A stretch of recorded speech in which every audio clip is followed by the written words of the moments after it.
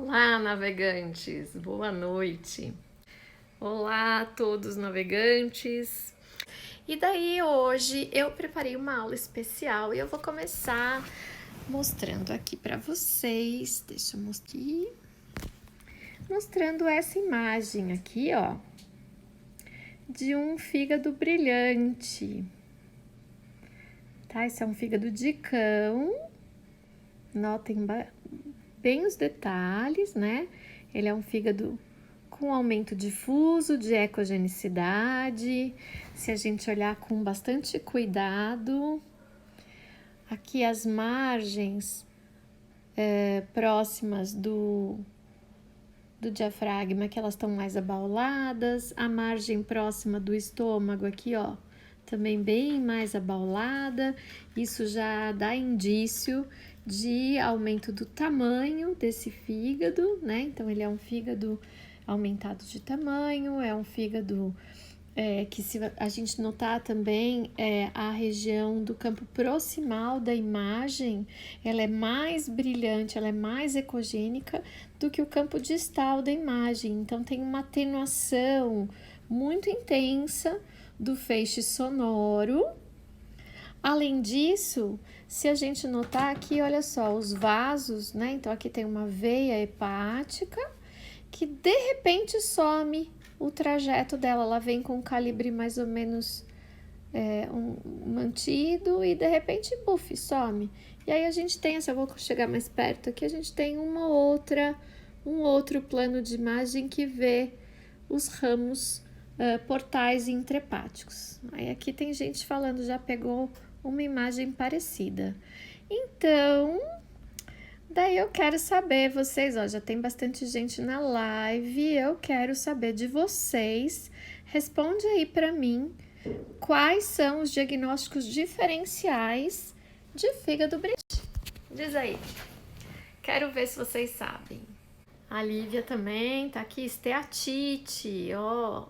Ah, o Luiz Paulo falou infiltração gordurosa, lipidose, opa, doutora dos pets, clínica master, inflamação crônica. Bom, então vocês estão aí respondendo, eu vou aproveitar, ó, linfoma, Mariela falou linfoma, já vai logo no pior, tá certo. Bom, é o seguinte, eu também preparei aqui uma lista dos diferenciais. Deixa eu mostrar aqui para vocês. Aqui, tá? A lista dos diferenciais. Muita gente falou, né? Esteatose, infiltração gordurosa, tá? Então, a doença hepática gordurosa, ou esteatose, ou hepatopatia vascular, é o principal diferencial desse tipo de imagem, né? Mas como outras pessoas falaram, o linfoma também pode ser, os processos inflamatórios e infecciosos, como a colangiopatite, processo tóxico, às vezes algumas plantas tóxicas podem dar esse quadro também, e com outras imagens, não essa especificamente, porque as margens e a superfície estava mais lisa, não seria tanto cirrose, mas pode ser o que os patologistas chamam de cirrose grau 1, que na verdade é uma hepatopatia em estágios iniciais, né? Uma hepatopatia crônica já mais em estágios iniciais, uma cirrose no comecinho, que também hoje eu separei material para a gente conversar. Então, vamos lá, né? Como é que a gente vai... alguém falou aí lipidose, né? Então, eu sei que quem falou é clínico, né? Então, assim, a gente na imagem não utiliza o termo lipidose em um relatório. Por quê? Porque essa mesma imagem que vocês viram de aumento difuso de ecogenicidade pode ter como diferencial, como diagnósticos diferenciais, tanto a infiltração gordurosa por esteatose, né? Quanto a infiltração gordurosa em casos de hepatopatia esteroidal. Daí você vai falar para mim, e qual é a diferença de um e de outro? Na esteatose, por definição, esteatose é infiltração de gordura nos hepatócitos, tá?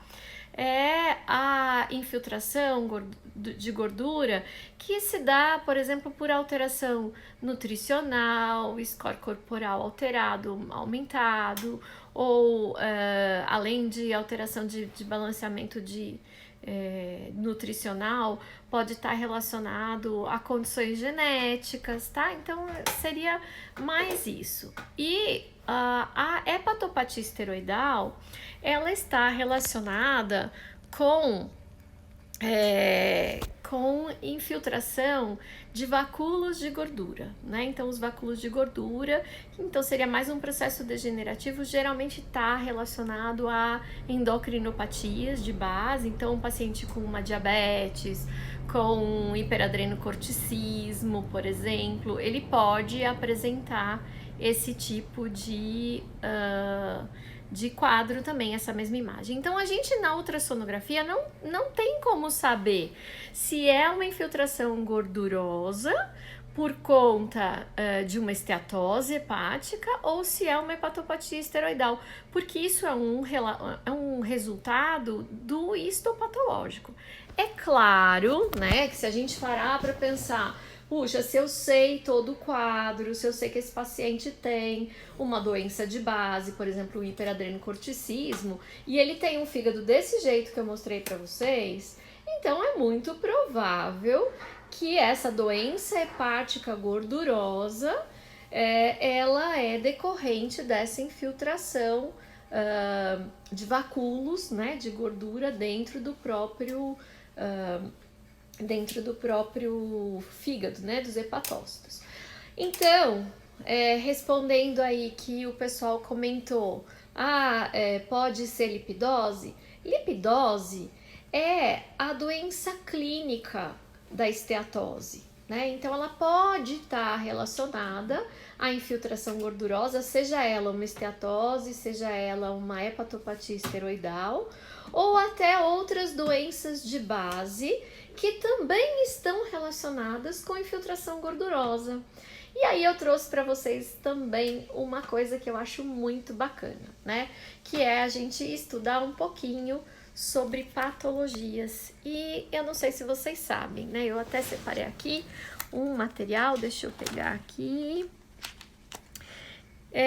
Que algumas patologias, né, como são chamadas na medicina humana, essas patologias que dão esse quadro desse jeito, elas são chamadas de doença hepática gordurosa não alcoólica.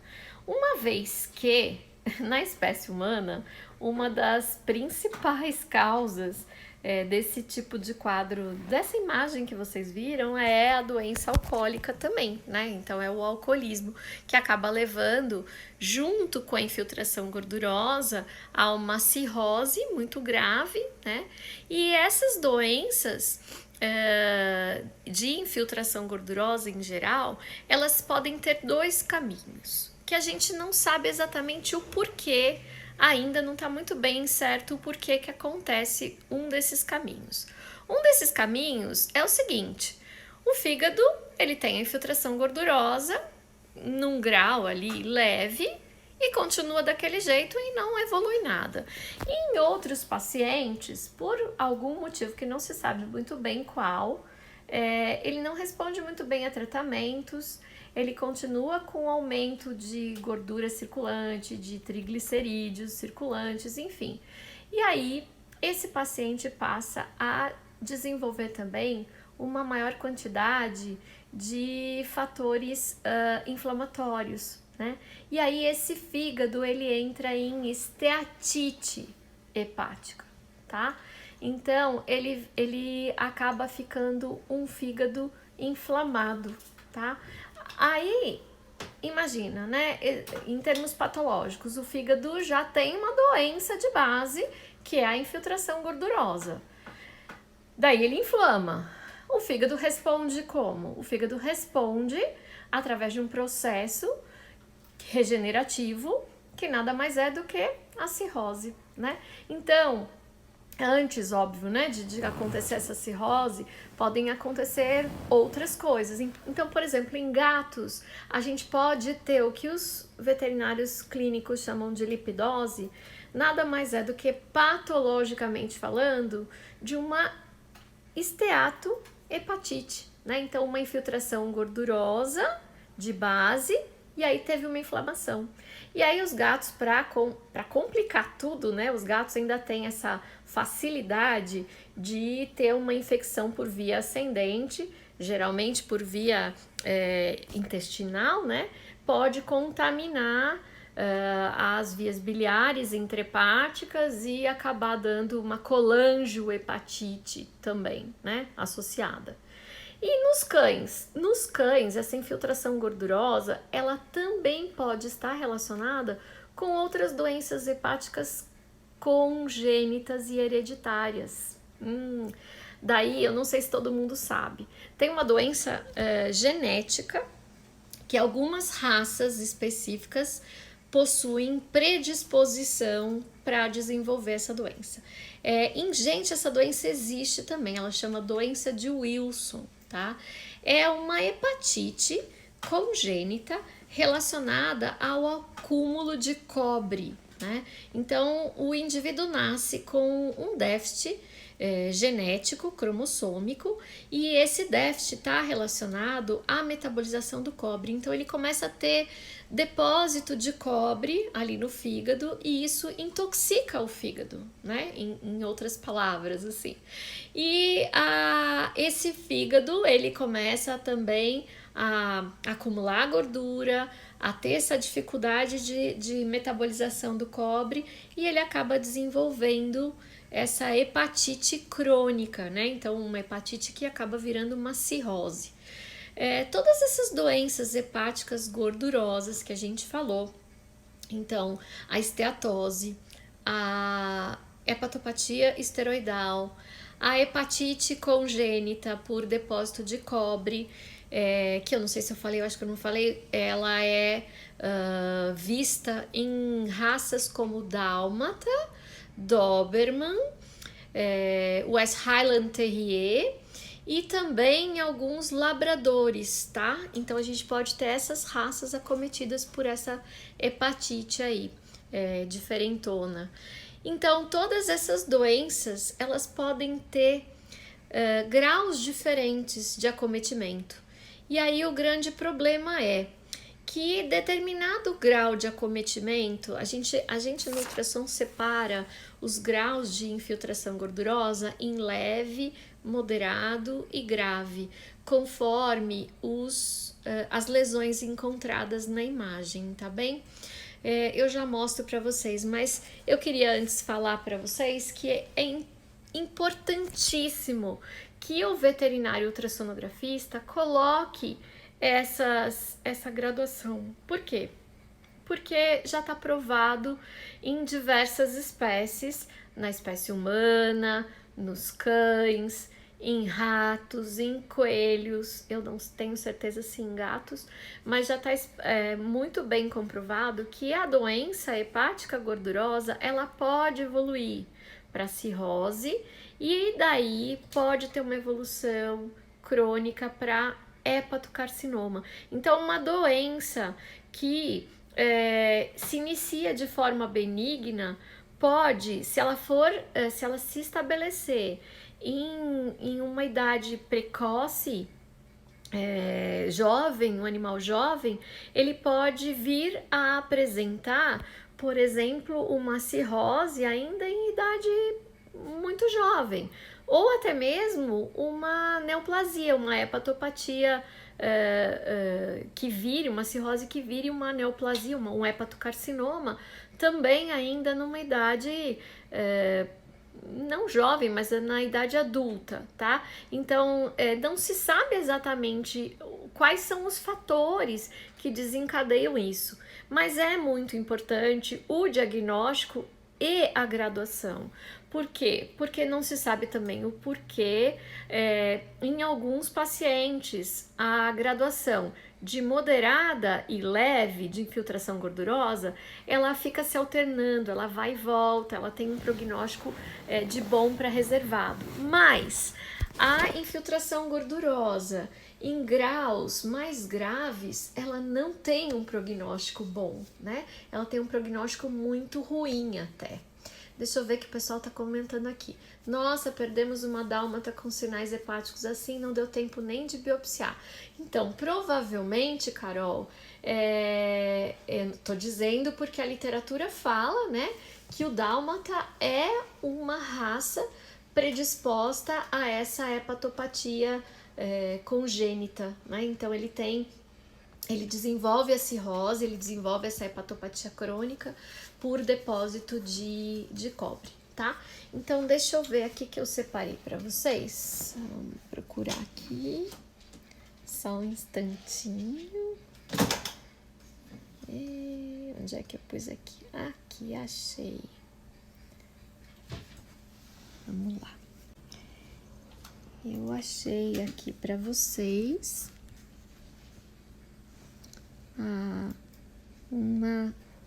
uma imagem que eu quero mostrar com os 3 graus de infiltração gordurosa para vocês, tá? Então vamos lá. O primeiro grau de infiltração gordurosa é esse aqui. Então é aquele fígado com um aumento difuso da ecogenicidade, tá? Já vou falar, Luiz Paulo, já vou falar. É um aumento difuso da ecogenicidade, ok? E tem um certo grau de atenuação do feixe sonoro distal, mas os vasos, a arquitetura vascular intrahepática se encontra preservada. Se você fizer o Doppler da veia hepática, a gente vai encontrar a morfologia da onda preservada, ok? No segundo grau de infiltração gordurosa, de uma infiltração gordurosa de grau moderado, a gente já tem um aumento difuso da ecogenicidade, com atenuação evidente do feixe sonoro no plano distal da imagem e, eventualmente, a gente tem a perda do trajeto do vaso, tá? Do jeito que a gente mostrou, aquele outro que a gente mostrou logo no começo dessa live, tá? Se você fizer o Doppler da veia hepática, nesse paciente a gente vai encontrar uma morfologia de onda alterada. Em vez dela ser multifásica, como é o normal, ela é bifásica. E o grau grave de infiltração gordurosa seria aquele onde a gente não vê mais o diafragma no campo distal da imagem, tem uma grande atenuação do feixe sonoro e uma reflexão intensa somente no campo proximal da imagem, com perda da definição dos vasos da arquitetura vascular intrahepática, tá? E aí, quando a gente faz o Doppler da veia hepática, se consegue ver a veia hepática, ela se apresenta monofásica ou portalizada, porque há uma perda progressiva da fasicidade da onda, né, na morfologia de onda, e por conta da perda da complacência da parede da veia hepática. Para quem quiser, esse trabalho está publicado na Journal of Liver 2014, tá? E peraí que tem gente perguntando, deixa eu ver, a gente já vai terminar a live. Professora, a diferença que fazem da esteatose pela atenuação do feixe sonoro pode ser um sinal positivo para fechar a imagem só em esteatose ou ainda classifica em hepatopatia esteroidal? Então, Mirley, não sei se você entendeu o que eu falei. Esteatose ou hepatopatia esteroidal são doenças hepáticas de infiltração gordurosa, tá? Na imagem, a gente não consegue fazer o diagnóstico diferencial só pela imagem, porque esse diagnóstico ele é histopatológico. Eu preciso tirar um fragmento do fígado para saber se a infiltração gordurosa ela é porque os hepatócitos estão mais gordinhos, tem adipócito no meio dos hepatócitos, ou se existe dentro do hepatócito vacúolos de gordura, e aí o pessoal chama de hepatopatia vacuolar, tá? Que hoje a gente não fala mais esteroidal, hepatopatia esteroidal, tá bom? Então, esse diagnóstico, na verdade, ele é um diagnóstico histopatológico e não um diagnóstico de imagem. Pra gente, na imagem, o que é importante é, primeiro, diagnosticar a infiltração gordurosa. Segundo, tentar classificar essa infiltração gordurosa pelos achados, modo B, né? Então, o quanto esse fígado está aumentado de tamanho, aumentado de ecogenicidade, se existe alguma irregularidade na superfície desse fígado que já está pontuando uma cronicidade do processo, se ele é só uma infiltração mesmo gordurosa ou se ele já partiu para eventualmente uma doença mais crônica e uma mescla, por exemplo, de uma cirrose, tá? Então a gente precisa pensar em tudo isso, ok? Deixa eu ver aqui se tem mais perguntas. E como eu devo descrever no relatório? João Paulo, a gente descreve no relatório exatamente o que eu falei, né? De acordo com o grau, eu vou descrever se tem só o aumento difuso da ecogenicidade, ou se além do aumento difuso da ecogenicidade eu já tenho uma atenuação do feixe sonoro no campo distal, ou se além disso eu já perdi a minha capacidade de detectar a arquitetura vascular intrahepática e a imagem do diafragma no campo distal quando eu uso a janela subxifoide no plano transversal do fígado, tá? Obrigada, Carol. Tá falando que me ouvir falar de fígado é apaixonante. Eu sou apaixonada por fígado, eu gosto muito mesmo. Meu trabalho de doutorado foi com rim, mas meu trabalho de pós-doc foi com fígado, e foi justamente com isso, com a evolução da doença gordurosa para o hepatocarcinoma, então os diagnósticos. Deixa eu ver mais essa pergunta aqui e a gente vai terminando. Luiz Paulo pergunta o seguinte: mas, por exemplo, se eu vejo um cão com alterações nas adrenais, eu posso, na minha impressão diagnóstica, como primeira hipótese, uma hepatopatia vacular? Sim, claro, é óbvio, muito bem, tá? Ó, Luiz Paulo, eu sempre falo aqui, quem é meu aluno já me escutou falar várias vezes. Uma coisa é no corpo do relatório eu fazer a descrição dos achados e depois, ao final, na minha impressão diagnóstica, uma vez que eu consigo relacionar essas informações, eu posso sim colocar como minha impressão diagnóstica uma hepatopatia esteroidal, por exemplo, né? Ou na verdade uma hepatopatia vacuolar. Fiquei com o esteroidal na cabeça que eu tô vendo a Mirley me agradecer. Não tem nada que agradecer, Mirley. Bom, a Mariela tá aqui. Mariela, é um prazer ver você aqui, falar com você. Aliás, é um prazer ver todos vocês aqui, né? A Vete Liberato também, a minha filhotinha. Agora já te adotei, viu? Acho que essa live merece uma continuação com alterações hepáticas em felinos.